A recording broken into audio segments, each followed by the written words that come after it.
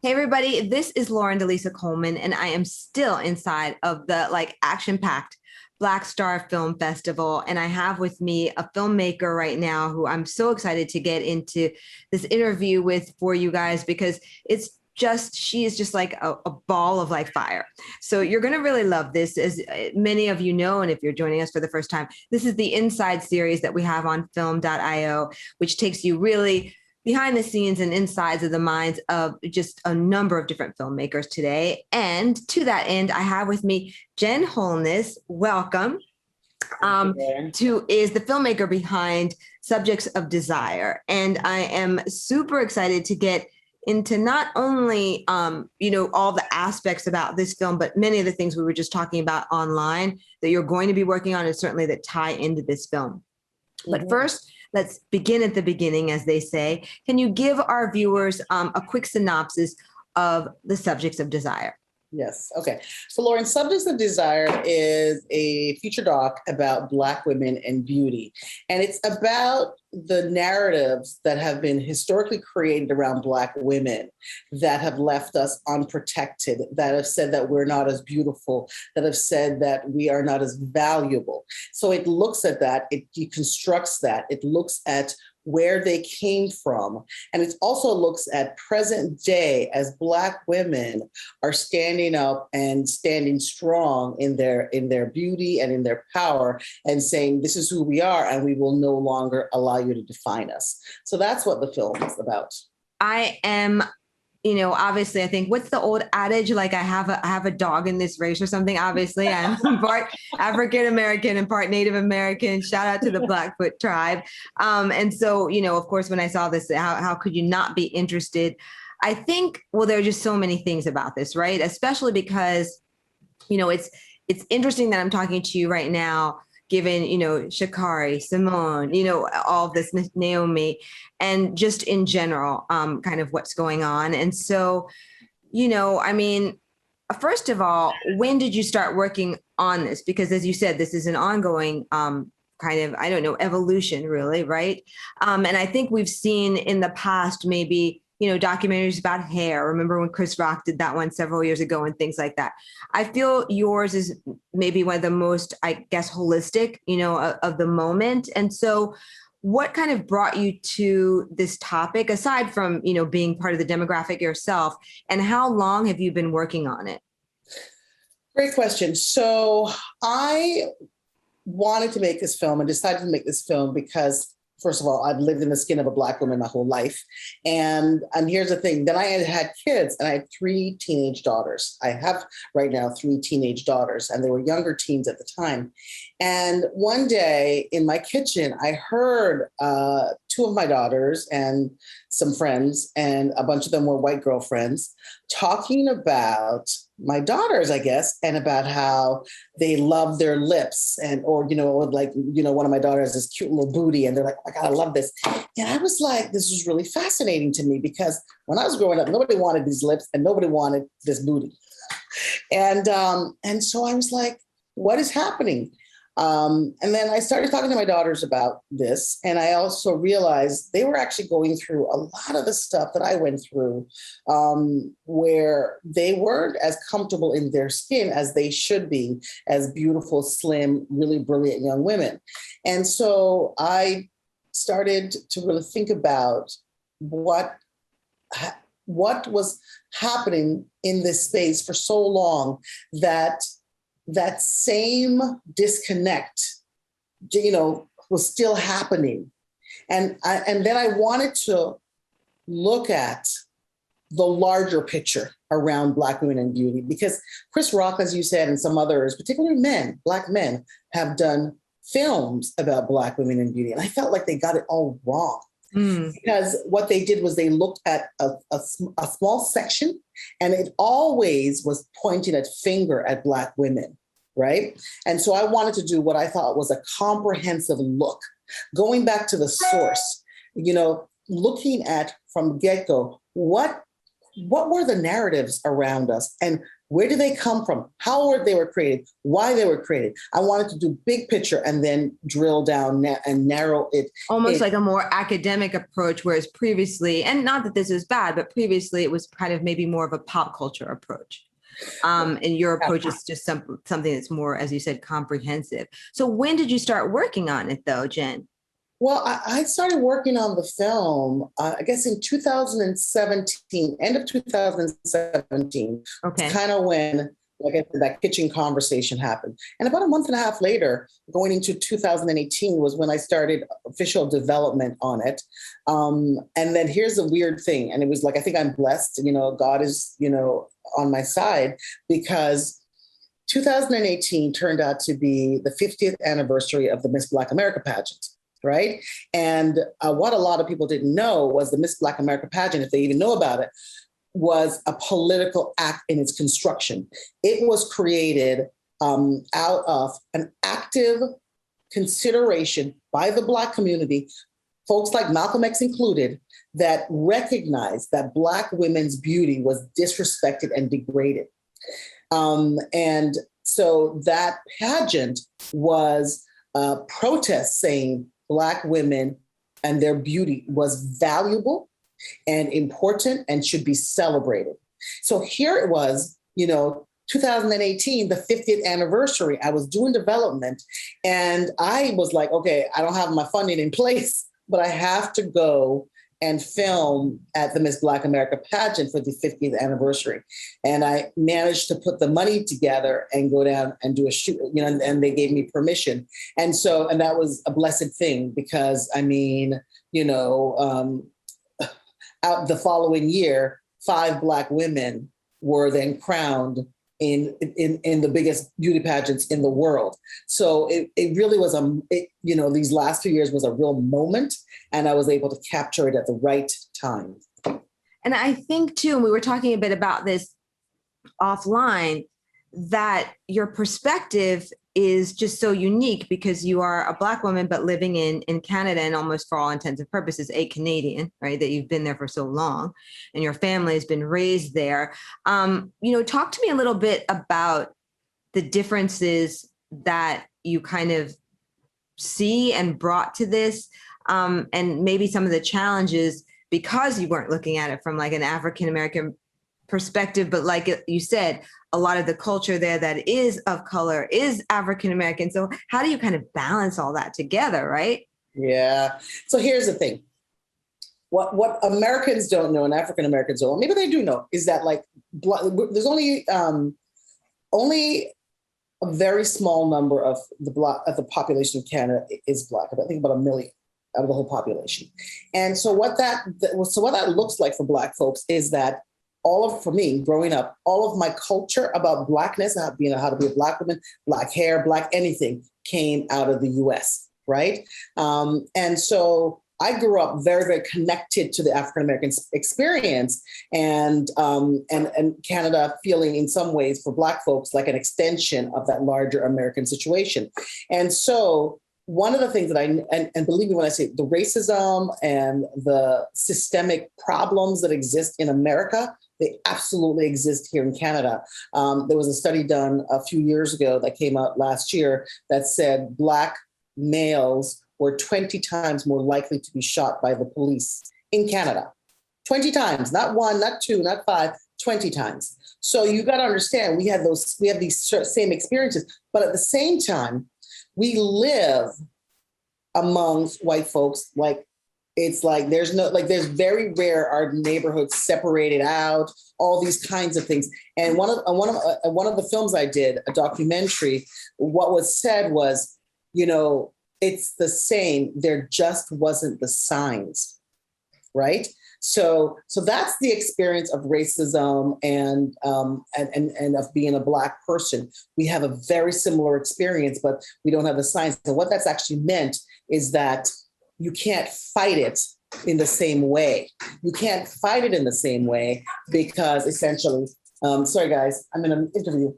You can't fight it in the same way because at the end of the day, there's nothing obvious to look at. There's just, it's not. How do you think that impacted your filmmaking experience with this though?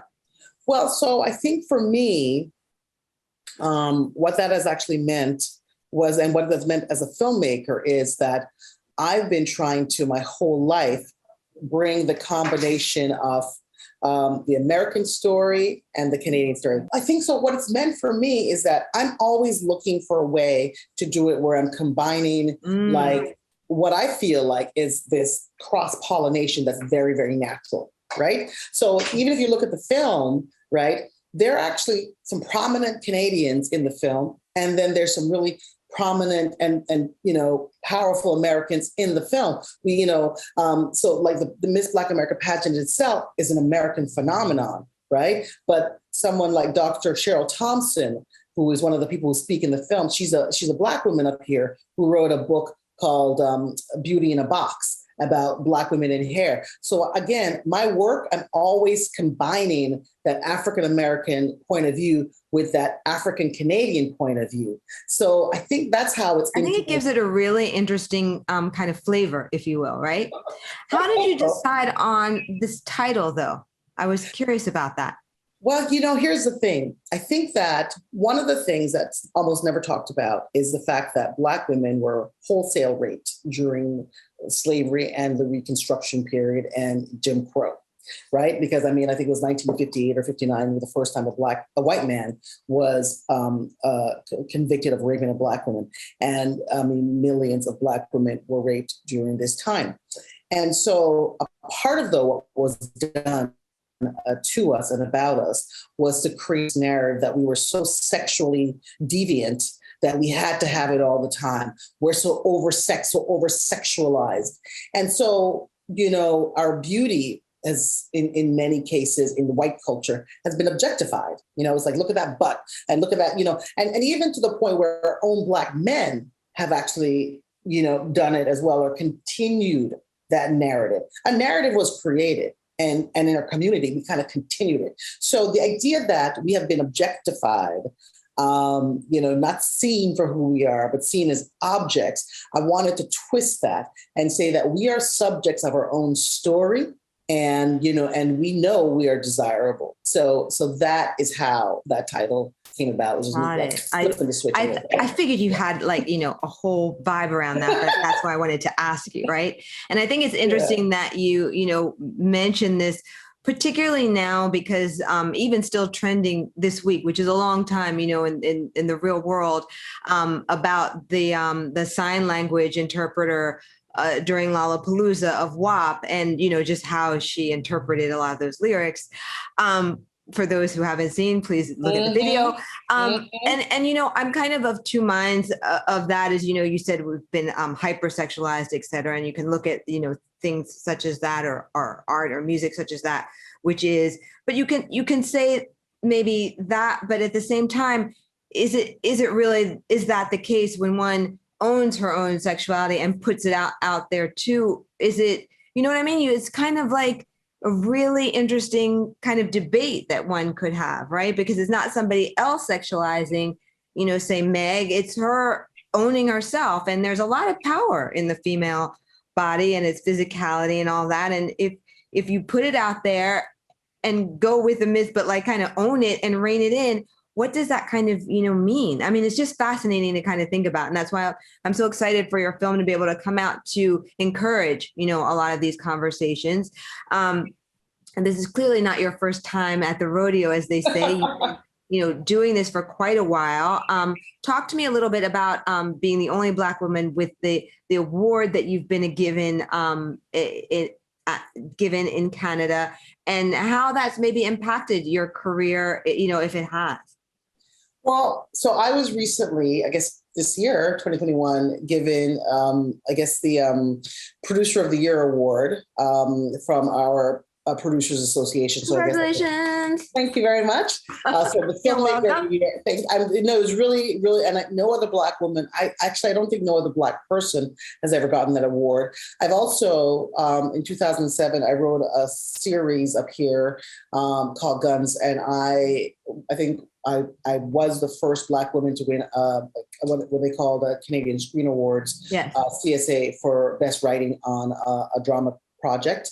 And I think this year, like, I produced a film called Love, Sex, and Eating the Bones. We were the first Black and only Black team to ever win at TIFF, the Toronto International Film Festival. So I've had a lot of firsts.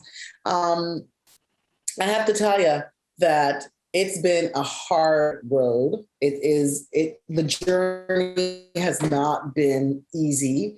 We definitely don't have a lot of money up here. And the difference, I think one of the big differences in Canada and the US is that any kind of success you have on one project actually means zero for the next. So, that's the thing about Canada. I mean, because Canada is a country that actually historically has celebrated, white creators. And so I think that I'm grateful for everything because I'm a really hard worker. I'm super curious, which I think has been a blessing. I don't think it had anything to do with me. I think I was raised and I was born with this thing where I just need to, someone says something, I'm like, hey, what's happening? Well, tell me about it. I'm so, like, that curiosity factor has been a part of my whole life, and I think it's an incredible privilege to get to tell stories. I have always also dwelled in a space where I was interested in Black stories or Black adjacent stories. So even if it's in a larger, world, like what's the Black input in that world, So that's been, I don't know, it's been a driving force, but it was really lovely to be recognized. So the Producers Association Award, it was lovely to be recognized and to have folks say, no, we see you, right? So you wouldn't say though that these awards have helped you say, raise budget for Subjects of Desire? Is it really starting over every time, even for this particular film? I got to tell you, Subjects of Desire, it was. Maybe here's the thing. When I first started out, I did a documentary called Speakers for the Dead. And that documentary was for the National Film Board of Canada. And that film was about this erased Black history in a small town of Priceville, where Black loyalist soldiers in the like late 1780s, 90s came to Canada, formed a community, built a church, had a school, had a community, had a cemetery. And then in the 1840s, 50s, 60s, when white settlers, Irish and Scottish settlers started to come, those lands that those Black folks cleared and created a community out of was taken from them violently because those lands were deeded to the white folks. So they refused to give the Black folks those deeds. So those lands were deeded away. And 100 and so years later, some of the descendants of that community that was pushed out of this land had been looking for their ancestors. No one would tell them. They had no idea where the cemetery was, which was the last remnant of that community. And then in the late 80s, they found the cemetery under a stone pile. And then one of the things that came out was that the guy who owned that land had used the cemetery to plant potatoes, to farm, used the gravestones in his basement to floor his basement, all this kind of stuff. So I made that film, and I think it was a revolutionary film in some ways because it was the first time no one knew this history.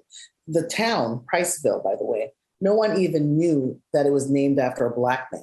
The people of the town at one point thought Priceville was named after a white man. So that's the kind of erasure history that we have in Canada.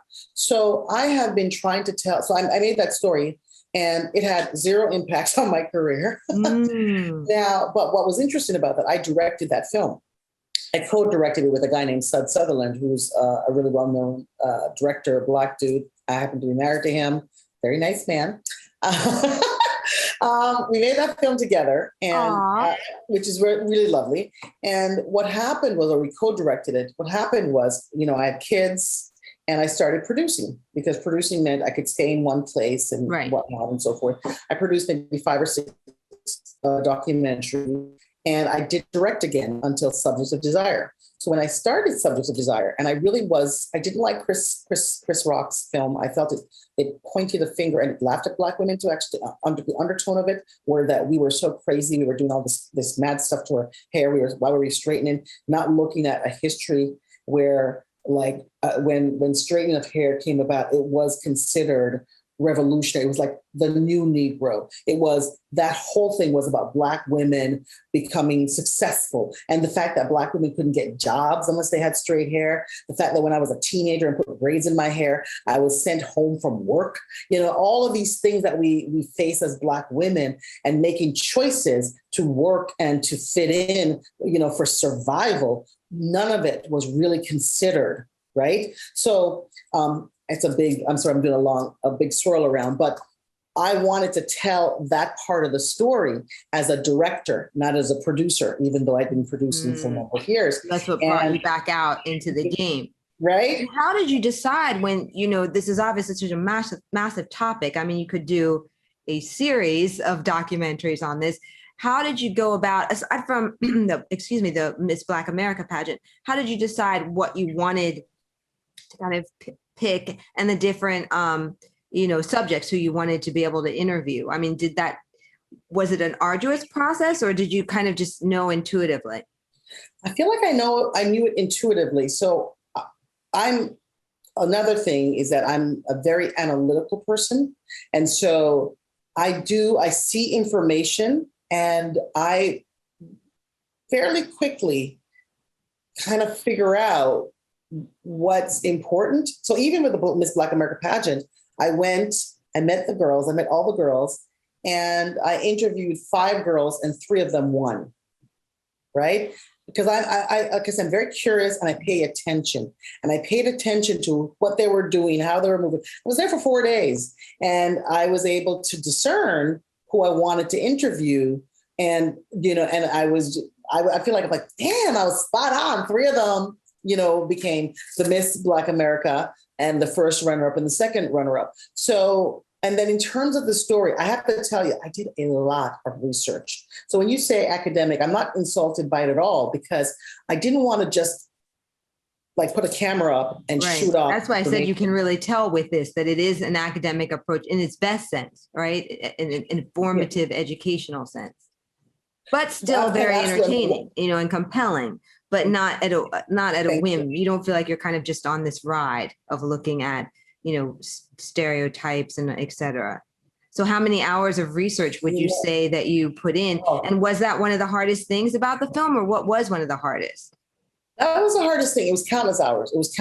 I read so much. That was written about Black women. I read so much that was written by Black women. I interviewed many, many people, and I tried to find the people who spoke about this in a really eloquent way or represented certain things. So, for example, India Arie, for me, I remember when she came out against Alicia Keys and it was Aaliyah.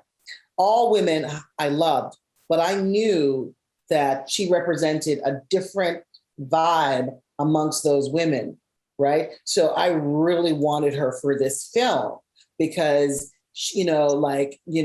I'm not the average girl in your video. I mean, she had it down right then. And I wanted to look at that. And I wanted to look at, who are the average girls in the video as well, right? Because here's the thing, right? For me, it was a lot of research, but I wanted to represent what I feel is a multiplicity of Black womanness, right? So that was what I was trying to do, and so even, like Amanda Paris, who happens to be Canadian as well, she's beautiful, she's lighter complected, she's just a brilliant speaker. I wanted to get that multiplicity of Black female voices. That was really important to me. as well, but, as well as some of the darker skinned sisters. And as a darker skinned sister, I had to say that I definitely had trouble in my teen years. But I guess early into my 20s, I became very, very comfortable in my skin. I feel completely awesome. I'm a little bit curvier,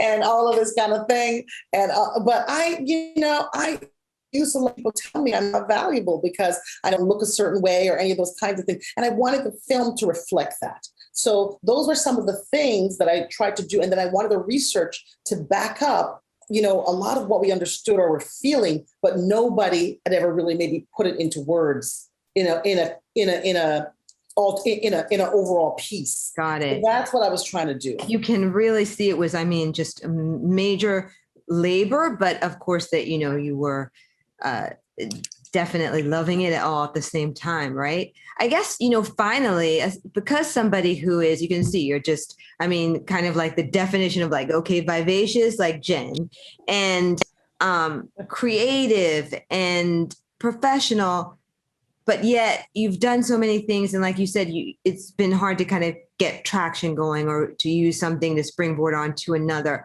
What tips might you have for other filmmakers who might be watching who either have encountered the same thing or may, and, kind of need to go even further within to make sure that they still keep doing what it is that they're doing for, themselves or him or herself. Do you know what I mean? Because it's not a great place to be in. I've been in it, many times myself. I don't think you want to get into the vibe of like, oh, it's like that because I'm, I look like this or I'm that gender or whatever. How do you kind of break out of that or through that and still do like your next kick-ass project? You know what I mean? With a good spirit, right? No chips on shoulders and things like that, because I've seen people go that route. And, sometimes if they just have a bit of inspiration, they can avoid that and still create amazing things. Yeah. Now, so here's the thing. I feel like I'm perpetually optimistic. And so I got to tell you, people say, oh, what the heck is that? Is that real advice? But I do think so. That optimism backed with a refusal to take no for an answer. I'm like, even in my staff, folks who work with me and so forth, I'm like, I ask them to do something and they come back and they said, no. I'm like, what are you talking about? Right. And, right. What I'm saying? I like how Kris Jenner always says, you haven't asked the right person yet if you've gotten to know. And I'm like, you know what? That's real. That's exactly it. And so it's not taking no for an answer and finding the right person that will say yes. Finding the right person and knowing that it's the right person.